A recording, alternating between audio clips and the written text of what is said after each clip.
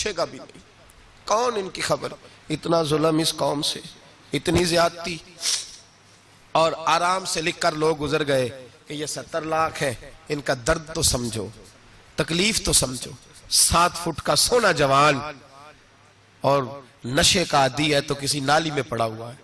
और मैंने कहा उस कौम के साथ इससे बड़ा भयानक मजाक क्या होगा।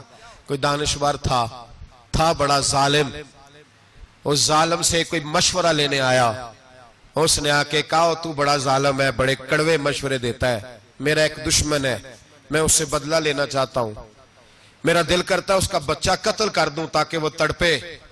तो जालिम ने कहा उसे कत्ल न कर, वो तो उसका बाप 2-4 महीने रो के चुप कर जाएगा, फिर मैं सख्त सजा देना चाहता हूं, मशवरा दे। तो उसने कहा उसके बच्चे को नशे पे लगा दे, जिसका बच्चा नशा करेगा वो बाप रोज मरेगा, रोज जिएगा, वो मां रोज मरे जिएगी, नशे पे लगा दे। इस कौम के साथ सबसे बड़ा जुल्म ये हुआ कि मिल्लत का जवान नशे पे लग गया, ड्रग्स पे लग गया। इतने तबाह हालात हुए कि जवान चढ़ती जवानियां, अम्मा ने किताब दे के भेजा था और कॉलेज से वापस आए तो नशे के टीके हाथों में पकड़े हुए, टीके। और आपके इस मुल्क के इस्लामाबाद में एक दिन मीडिया ने वो खबर भी वायरल की और वो चीज भी दिखाई लोगों को। 3 महीने का बच्चा लेके नशई सड़क पे आ गया, उसने कहा मेरा नशा खत्म हो गया, मेरा बच्चा खरीद लो, 2 पुड़ियां दे दो। तो वहां बीबियां जो सुन रही थी वो भी चीखे मार के रो रही थी। ये जुल्म किया इस कौम के साथ, और करप्शन की लानत ने इजाजत दी सप्लाई करने वालों को कि गली गली भेजे, गली गली। इन्होंने कुछ थोड़ा जुल्म नहीं किया इन हुक्मरानों ने। और हमारी ओपोजिशन, उसको न सिर्फ इतना पता है कि ये जाए और हम आए, इससे ज्यादा कोई गर्ज नहीं। भाई करप्शन के खिलाफ निकले हो तुम, नशे के खिलाफ किस दिन निकलोगे, जुए के खिलाफ किस दिन। कौम तो मर रही है नशे से, इसके खिलाफ मैदान में कब आओगे। सिर्फ इतना है कि ये जाए और हमारी बारी आए, इससे ज्यादा कुछ नहीं। जितने मुजरम वो है उतने ही तुम बनते जा रहे हो, इसलिए कि असल बात पर ना वो आते हैं और ना असल बात पर ये आते। भाइयों, मेरे नबी पाक सल्लल्लाहु ताला अलैहि वसल्लम। और एक और तमाशा है, ये मेरे पे अल्लाह का ये एहसान रहा, इसलिए नहीं कि मैं परहेजगार आदमी हूं, नेक हूं, इसलिए नहीं, वैसे ही अल्लाह बाज़-औक़ात असबाब बनाता है, सबब बनाता है। मुझे ना शराब के रंग का पता है, ना उसकी खुशबू का पता है, ना मैंने कभी जिंदगी में देखी है। ये करम है मेरे हजरत साहब का, मैंने नहीं देखी, मुझे नहीं पता कैसी होती है। कुछ बातें मैंने सुनी है। एक महफिल में मैं बैठा था मजलिस में, तो एक शख्स ने कहा खांसी नहीं जाती बच्चे की, दूसरा उसको मशवरा दे रहा है, खांसी नहीं जाती, बड़ी दवाई देसी भी फलां भी बड़ी खाई, मशवरा दिया उसको कि तू इस तरह कर, इसको ना शराब के 2-4 चमचे पिलाओ। कहते हैं जी इसको ना ये पिलाओ तो सही हो जाएगी। तो मैंने पलट के उसकी तरफ देखा, मैंने कहा कोई अकल कर, क्या मशवरा कर मौलाना, मेरा तजर्बा है। मैंने कहा तेरा तजर्बा अफजल है या रसूलुल्लाह का फरमान ज्यादा अफजल है, तेरा तजर्बा अफजल है। हजरत उम्मे सलमा रदी अल्लाह तआला अन्हा कहती है मैंने अर्ज की या रसूल अल्लाह सल्लल्लाहु अलैहि वसल्लम, मेरी बच्ची बड़ी बीमार है, तो मुझे किसी ने कहा है ये थोड़ी सी नशे वाली चीज है, ये बना के तैयार करके दो, सही हो जाएगी। बीमार है बच्ची तो ये नशे वाली चीज है, इसको तैयार करके दो, थोड़ा नशा है। अगरचे बाज, मैंने शुरू में कहा, बाज लोग मरीज को, सख्त मरीज को ऐसी अद्वियात जो मजबूरी बन जाए उसकी गुंजाइश और इजाजत देते हैं। मोहतात उलमा तो उसमें भी बहुत सारी चीजें पहले बयान करते हैं, लेकिन उसने कहा जी निरा नशा देना है शिफा के लिए। तो हज़रत उम्मे सलमा कहती है मेरे नबी पाक ने मेरी तरफ देखा, मेरी तरफ, तो मैंने कहा या रसूलल्लाह आप क्या फरमाना चाह रहे हैं। तो नबी पाक ने फरमाया उम्मे सलमा कभी नापाक चीज में भी शिफा हुई है, कभी नापाक चीज में भी, कभी शराब और खमर में भी शिफा हो सकती है। शिफा रब करीम ने रखी है पर शहद के अंदर रखी हुई है, शिफा अल्लाह ने रखी है कुरान मजीद में रखी हुई है। तो इसमें भी कभी ये हुजूर ने बयान किया है कि इसके अंदर शिफा हो सकती, तो उम्मत कितनी दिलेरी करती है जो ये मशवरे देती है कि उसके अंदर नशा है, शराब है, तो खांसी चली जाएगी तो फलानी बीमारी चली जाएगी। ना आओ इन चीजों पे, ना अपने ईमान को खराबी दो, और ना ऐसी बातें करो जिससे कि डायरेक्ट रसूलुल्लाह सल्लल्लाहु अलैहि वसल्लम के वाज़ेह इरशादात की मुखालफत हो। मेरे नबी पाक सल्लल्लाहु अलैहि वसल्लम ने फरमाया। और फिर कुछ लोग कहते हैं थोड़ी पी है जी। अब तो मैं तज्जिए में पढ़ रहा था कि ऐसी शराब इजाद हो गई है, लोग शराब पीते हैं और वो मस्त भी रहते हैं, कार भी चलाते रहते हैं। कहते हैं जी नहीं, हमारा ज़हन माऊफ नहीं हुआ तो ये वाली सही है, नशा नहीं लाती। मेरे नबी पाक सल्लल्लाहु अलैहि वसल्लम ने फरमाया जिस चीज की थोड़ी मिकदार, ज्यादा मिकदार हराम है, उस चीज की थोड़ी मिकदार भी हराम है। जिसकी ज्यादा मिकदार हराम है उसकी थोड़ी भी। तो खमर और शराब अगर फुल पीना जायज नहीं तो थोड़ी पीना भी जायज, ये हराम है और हराम थी और कयामत तक हराम ही रहेगी। मेरे नबी पाक सल्लल्लाहु अलैहि वसल्लम ने मना किया और हुजूर ने इजहार नापसंदीदगी फरमाया। और मैं 40 दिन तो इबादत ही कबूल नहीं होती शराब पीने वाले, जब तक सच्ची तौबा ना करे। एक दिन सहाबा बैठे थे सारे, हजरत अबू बकर सिद्दीक भी थे, फारूक आजम भी थे, उस्मान गनी भी थे, ढेर सारी तादाद थी सहाबा की, सारे तशरीफ फरमा थे। हजरत अब्दुल्लाह इब्ने उमर रदी अल्लाह ताला अन्हु हदीस के रावी हैं और मुस्तदरक लिल हाकिम के अंदर, इब्ने हब्बान के अंदर यह रवायत मौजूद है। फरमाते सहाबा ना बात कर रहे थे और बात यह कर रहे थे कि यार लोगों को गुनाहों से कैसे रोका जाए, लोगों को गुनाहों से गुफ्तगू सहाबा ये कर रहे थे। अब्दुल्लाह इब्ने उमर कहते हैं बैठे थे और ये गुफ्तगू कर रहे थे कि गुनाहों से प्लानिंग जी होती थी, उनकी जो महफिलें होती थी ना बैठ के, वो खुश गपियां नहीं होती थी, बल्कि वो तबलीग की, जद्दोजहद की, लोगों को बुराई से मना करने के लिए बैठते थे, उस पर मनसूबाबंदी करते थे, प्लान करते थे, आगे तरतीब देते थे। गुफ्तगू हो रही थी तो अब आपस में बात होने लगी कि कौन सा गुनाह ज्यादा बुरा है जिस पर सबसे पहले काम किया जाए। तो दूर एक सहाबी बैठे थे, उनका नाम था अब्दुल्लाह इब्ने अमर। एक अब्दुल्लाह बिन उमर है और एक अब्दुल्लाह इब्ने अमर है। हजरत अब्दुल्लाह इब्ने उमर दूर बैठे थे, बड़े समझदार सियाने बारीक बीन आदमी थे। तो हजरत उमर फारूक अपने बेटे से कहने लगे जा अब्दुल्लाह इब्ने अमर से पूछ के आ कि सबसे सख्त गुनाह कौन सा है। तवज्जो है मेरे भाइयों, इधर देखिएगा मेरी जानिब, पूछ के आ कि सख्त गुनाह कौन सा है। अब्दुल्लाह बिन अमर रदी अल्लाह ताला अन्हु की खिदमत में जब अब्दुल्लाह इब्ने उमर गए तो जाके कहने लगे कि सहाबा पूछते हैं कि आपने ज्यादा वक्त गुजारा है नबी रहमत सल्लल्लाहु अलैहि वसल्लम के पास, तो बतलाइए बुरा गुनाह कौन सा है, सबसे सख्त गुनाह, ताकि सबसे पहले उस पर पाबंदी लगाई जाए, उस पर मेहनत की जाए। तो हज़रत अब्दुल्लाह इब्ने अमर कहने लगे सहाबा को जाके बता दो कि सबसे बुरा गुनाह शराब पीना है, सबसे बुरा गुनाह, और ये उम्मुल खबाइस है, बुराइयों की जड़ है, गुनाहों की मां है, ये बुनियाद है, बाकी गुनाह इसी से शुरू होते हैं। कहते हैं मैंने आके बताया तो हजरत अबू बकर सिद्दीक रदी अल्लाह ताला अन्हु सैयदना फारूक आजम कहने लगे खुद जाते हैं, उनके पास खुद जाते हैं, क्योंकि हमने बात सुननी है, हम खुद जाते हैं और उनसे जाकर के सवाल करते हैं कि अगर आपको इस तफसील का पता है ना तो इसके पीछे भी कोई तफसील होगी जो मेरे नबी पाक ने बयान की होगी सल्लल्लाहु ताला अलैहि वसल्लम, उस तफसील का भी आपको पता होगा जो नबी पाक ने बयान की होगी, इस बात के पीछे जो बैकग्राउंड है, जो पस मंजर है। फरमाते हैं कि हम उठे, अब्दुल्लाह इब्ने अमर के पास गए, उनसे जाके पूछा कि जनाब आपने ये तो फरमाया है शराब उम्मुल खबाइस है, तो इसके पीछे पस मंजर क्या है। तो अब्दुल्लाह इब्ने अमर कहने लगे ये मैंने अपने पास से नहीं कहा, ये मैंने नबी पाक से सुना हुआ है। हुजूर सैयद आलम सल्लल्लाहु अलैहि वसल्लम बैठे थे तो हुजूर ने फरमाया शराब ये नशा, ये बुराइयों की मां है। और फिर हुजूर ने एक मिसाल बयान फरमाई, नबी रहमत अलैहिस्सलाम ने फरमाया बनी इसराइल का एक वाकया है, एक खूबसूरत जवान था, तो एक औरत का दिल आ गया उस पर। ये याद रख लें, हम लड़कों को मना करते रहते हैं लेकिन हमें घर की बच्चियों पर भी तवज्जो देनी होगी, हमें उनके खून पर भी निगरानी करनी होगी, हमें वहां भी गौर करना होगा। इसलिए कि अगर कोई बच्ची गुंजाइश ना दे तो मेरा ख्याल है कि लड़का जुर्रत करने की ताकत नहीं रखता, तो वहां भी उनकी अम्मा से कहे कि पाबंदी लगाए, बच्ची किसी का मोबाइल लेकर के कहीं उसको इस्तेमाल तो नहीं कर रही, इस पौधे पर भी तवज्जो दे, दरख्त बनने से पहले इसकी भी निगरानी करें, यह भी बड़ा जरूरी काम है। औरत का दिल आ गया तो नबी पाक अलैहिस्सलातु वस्सलाम फरमाते उसने कोई बहाना लगाया, किसी को कहा कि उस नौजवान को बुला के लाओ, उसको कहो कि हमने कोई गवाही लेनी है तुझसे। वो नौजवान आया, एक कमरे में दाखिल हुआ तो अगले कमरे में ले गए, वहां दाखिल हुआ तो उससे अगले कमरे में ले गई, वो दाखिल हुआ तो इसी तरह 7 मुकफ्फल कमरों में ले गई।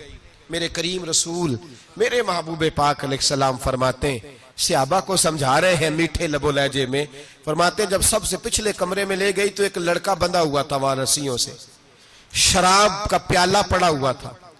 और बीबी कहने लगी कोई गवाही शवाही नहीं लेनी, तुझे इसलिए बुलाया है कि तेरे ऊपर दिल आ गया है, अब मेरे साथ मुंह काला कर।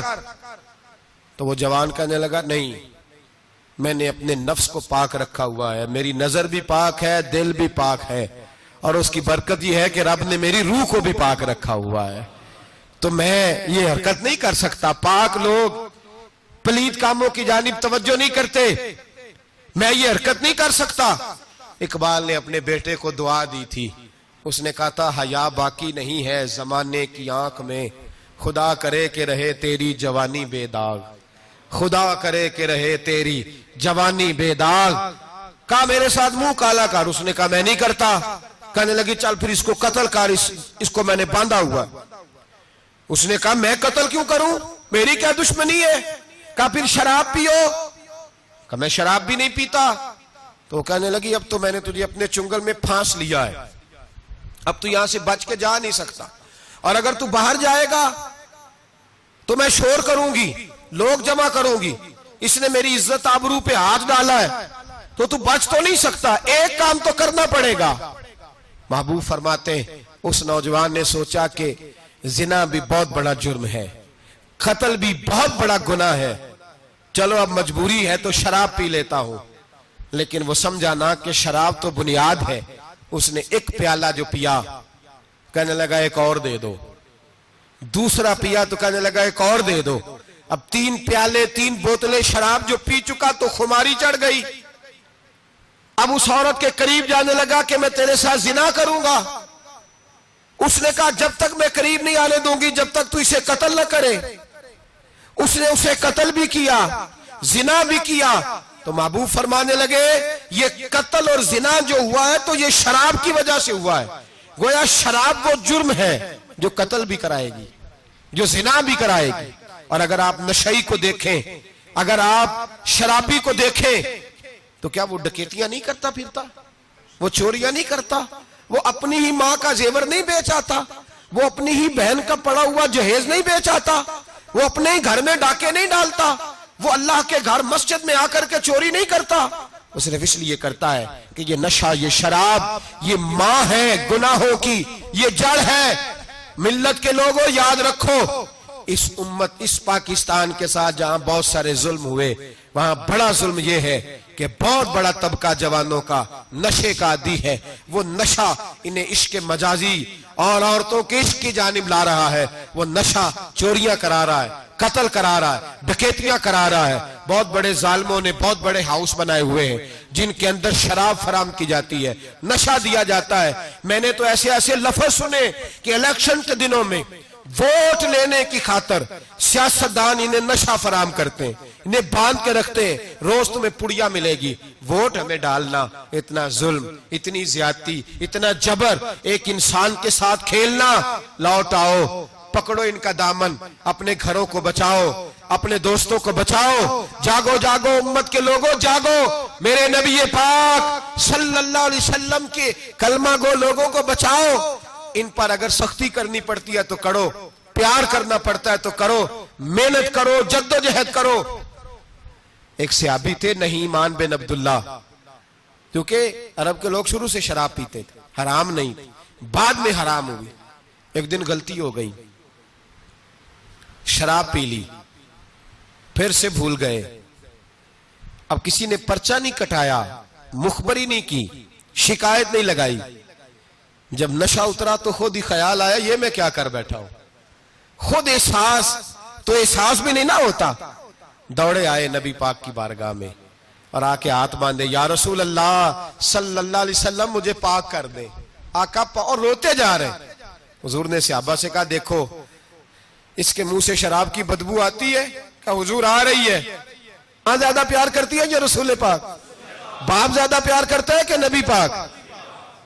हुजूर भी रहमतुल लिल आलमीन है उम्मत के लिए। लेकिन जब साबित हो गया ना कि शराब पी है तो फिर मेरे महबूब ने फरमाया अब इसकी सलाह जरूरी है, हुक्म दिया।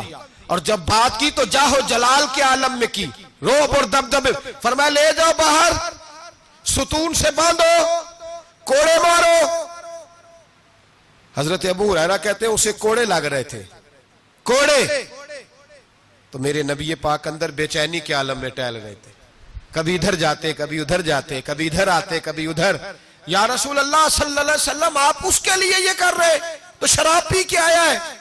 तो मेरे हबीब ने फरमाया तूने गलती करना देखा है, एहसास करना नहीं देखा, खुद चल के आना माफी मांगना नहीं देखा। मेरे नबी पाक ने फरमाया गलती हुई है तो मैंने सजा भी दी है और मुझे उम्मीद है आइंदा गलती करेगा भी नहीं। लेकिन गलती हो गई तो क्या हुआ, वो खुदा से भी प्यार करता है, मोहम्मद मुस्तफा से भी प्यार करता है। इन लोगों को मुआशरे से काटे ना, इनको जहाज कह के नशई कह के काटे ना। ये किसी माँ की आंखों के तारे हैं, ये किसी बहन के राज दुलारे हैं, किसी बीवी के सर का ताज है। कोई बेटी इंतजार कर रही है कि मेरा बाप शाम को घर आएगा। ओ भाइयों, इन पर मेहनत करो, इनके इलाज कराओ, जद्दोजहद करो इनके लिए, इन्हें तौबा की तरफ लाओ। मेरे शेख पीराने सिलसिला हजरत जुनैद बगदादी रहमतुल्लाह ताला अलैह तकरीर कर रहे थे तो एक शराबी पे असर हो गया, दौड़ा हुआ आया, कहने लगा हुजूर हर रोज शराब पी है, 40 साल हो गए शराब पीते, आपकी बातें दिल को लग गई हैं, लेकिन आज तौबा करूंगा तो अल्लाह माफ कर देगा। तो हजरत जुनैद बगदादी फरमाने लगे तेरा कोई इंतजार कर रहा है? तो कहने लगा हुजूर नशइयों का शराबियों का कौन इंतजार करता है? कुछ जमाना अम्मा इंतजार करती थी, अब समझ गई वो नहीं आएगा। कौन इंतजार करता है? समझ गई वो नहीं आएगा। कुछ अरसा बीवी ने इंतजार किया, समझ गई किसी नाली में पड़ा होगा, नहीं आएगा। बहन भाई बाल बच्चे इंतजार करना छोड़ गए, अब मेरा कोई नहीं इंतजार कर रहा। तो हजरत जुनैद बगदादी रो पड़े, फरमाने लगे नहीं, रब की रहमत तेरी तौबा का अभी भी इंतजार कर रही है, खुदा का करम तेरी तौबा का इंतजार कर रहा है, आजा, दरवाजा खुला हुआ, लौट आया। वो शख्स कहता है जब बात सुनी तो अल्लाहु अकबर कहा, कपड़े फट गए, कदमों में गिरा, वुजू किया, गुस्ल किया, मस्जिद आया, कहने लगा या अल्लाह तू वाकई ही राजी है, वाकई राजी है। तो फरमाते हैं जब वो रो रो के ये दुआ कर रहा था तो मस्जिद के हर कोने से आवाज आने लगी, तूने सच्ची तौबा कर लिया तो तेरा रब राजी हो गया है, इनको पकड़ के लाओ। और हजरत जुनैद ने ये बात सीखी कहां से? हजरत सीरी सख्ती से। हजरत सीरी सख्ती आपके मुर्शद दे तो गुजर रहे थे गली में, एक दरख्त के नीचे रश बड़ा था, दरख्त था तो लोग वहां इकट्ठे थे, रश था तो आपने कहा जुनैद पता तो कर यहां क्या है। लोगों ने कहा हुजूर एक शराबी शराब के नशे में मस्त ऑल फॉल बोल रहा है और लोग तमाशा देख रहे हैं। हजरत गए, छड़ी हाथ में थी, जवानों से कहा चलो निकलो भागो, सब लोग चले गए। तो फरमाया जुनैद जा प्याले में पानी ला। फरमाते मैं पानी लाया तो हजरत ने अपने हाथों से उसका मुंह धो डाला। अल्लाह करे इनका कोई मुंह धोने वाला ही आ जाए, अल्लाह करे कोई आए जो इनका मुंह धो डाले। ये तो बेचारे अब उलझ गए गुनाह में, कोई आए इनका बाजू थामे, धो के ना मुंह।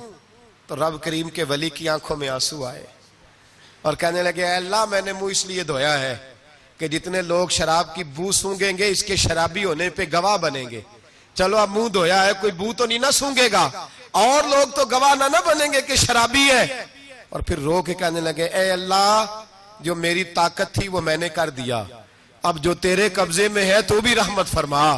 मेरी ताकत में मुंह धोना था, मैंने धो डाला है, तू दिल धो दिया करता है, मेहरबानी कर इसके दिल को भी सफाई अता फरमा दे। ये कह के चले गए। फरमाते हैं हजरत जुनैद में तहज्जुद का वुजू करा के जनाबे सीरी सख्ती को मस्जिद में लेके पहुंचा तो वो शराबी मुझसे पहले मस्जिद में बैठा हुआ था और आवाजें आ रही थी, सिर्री तूने मुंह धोया था तो हमने दिल भी धो डाला है, धो डाल, इनके बाजू थामो। अगर हुकूमतें तकाफुल बरसती हैं, गफलत करती हैं तो उम्मत को, बाकी लोगों को तो जागना चाहिए, पर मेहनत करो, इन्हें बचाओ, वरना इनकी दुनिया तो खराब हो ही गई, आखिरत भी बिगड़ जाएगी, आखिरत भी। अब्दुल्ला बिन मुबारक रहमतुल्लाह अलैह फरमाते हैं एक आदमी को थोड़ा सा मेरे पास आया जाया करता था, कुछ उसने थोड़ा सा सीखा था फिर छोड़ गया। एक दिन उसकी बीवी का पैगाम आया कि हुजूर आपके पास आया करता था, अब तो मौत का वक्त करीब आ गया है, मेहरबानी करें तशरीफ लाएं।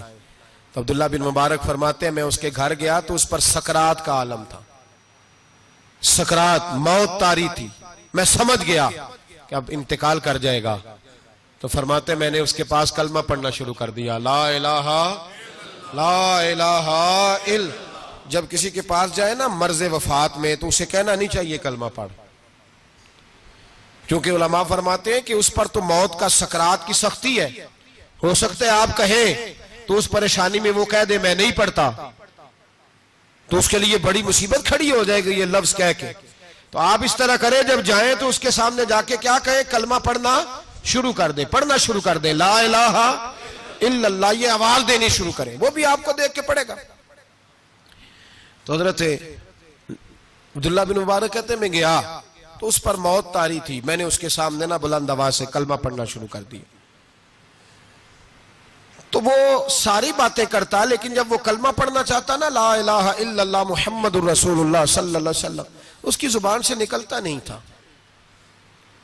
फरमाते मैं बड़ा परेशान हुआ। मैंने उसको कहा तू क्या कर रहा है? तो वो रो पड़ा, कहने लगा हुजूर मैं कोशिश करता हूं, बाकी सारे लफ्ज निकलते हैं, आपसे बातें भी कर रहा हूं, पर जब मैं कलमा पढ़ता हूं तो मेरी जुबान पर जारी नहीं होता। हजरत फरमाते हैं थोड़ी देर गुजरी कि उसकी रूह परवाज कर गई। मैं बड़ा परेशान था, रोज ये बात मेरे जहन में घूमती थी कि वजह क्या थी। एक दिन मुझे ख्वाब में मिला, अल्लाह अकबर। तो फरमाते हैं उसका सारा जिस्म जख्मी था। मैंने कहा तुझे क्या हुआ? और कलमा ना पढ़ने की वजह? कहने लगा हुजूर मेरा रब मुझसे नाराज है और मैं बड़ी तकलीफ में हूं, मेरे लिए दुआ करें। फरमाते मैंने कहा तेरी गलती क्या है? कहने लगा सारा जमाना रोकता था, पर मैं हर जुमेरात को शराब पिया करता था, हर जुमेरात को मैं शराब पीता था। माँ रोकती, बहन रोकती, भाई रोकते, रिश्तेदार रोकते, मैं हर जुमेरात को हफ्ते में एक दिन पीता था। उसका नुकसान ये हुआ कि मरते वक्त मेरी जुबान पे कलमा भी जारी नहीं हुआ। मेरे रसूल पाक सैयद आलम सल्लल्लाहु अलैहि वसल्लम को सहाबा ने बताया कि या रसूल अल्लाह सल्लल्लाहु अलैहि वसल्लम, एक आदमी शराब इतनी पीता था कि शराब के नशे में मर गया है, नशे की हालत में मर गया है। मेरे हबीब ने फरमाया कयामत के दिन उठेगा तो उसके मुंह से भी शराब की बदबू आ रही हो, उसी हाल में उठाया जाएगा और सजा दी जाएगी। कयामत में भी हाल बड़ा सख्त होगा, दुनिया भी तबाह, कब्र भी तबाह, आखिरत भी तबाह, और फिर वो लोग जिंदा लाशें बन के वक्त गुजार रहे हैं।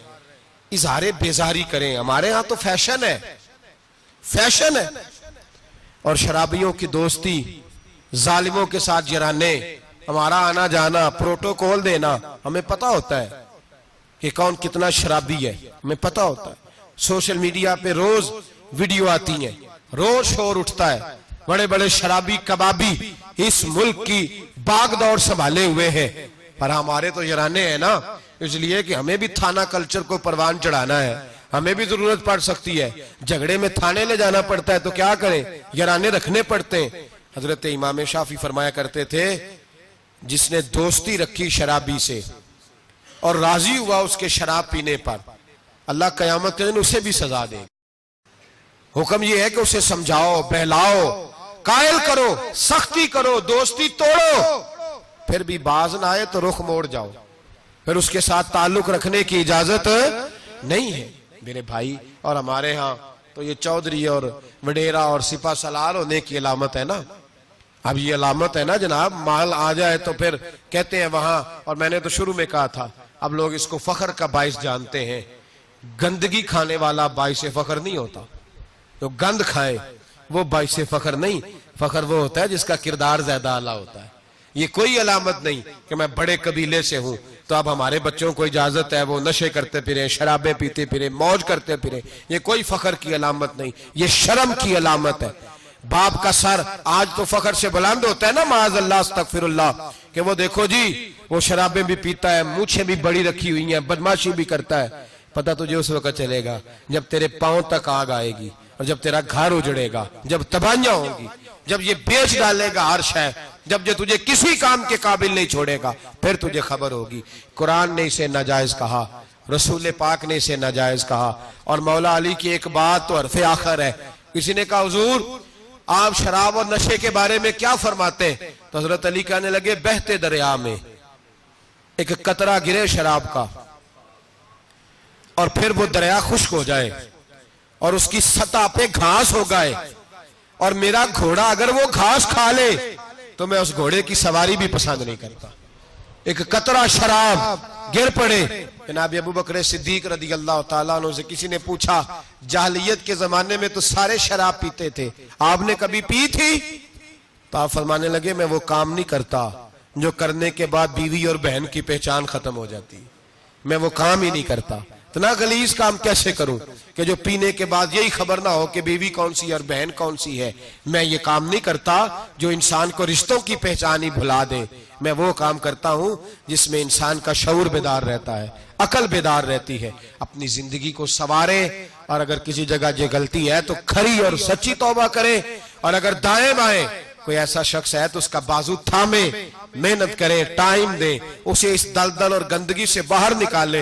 ये बहुत बड़ी नेकी होगी। और उन बहरूपियों को पहचाने जिन्होंने थोड़े से पैसों के लिए मिल्लत के जवानों की रगों में नहीं जहर उंडेल दिया है और तबाही फैला दी है। दुआ करता हूँ रब करीम की बारगाह में अल्लाह हमें समझने की तौफीक अता फरमाए। आखिर दावाना अनिल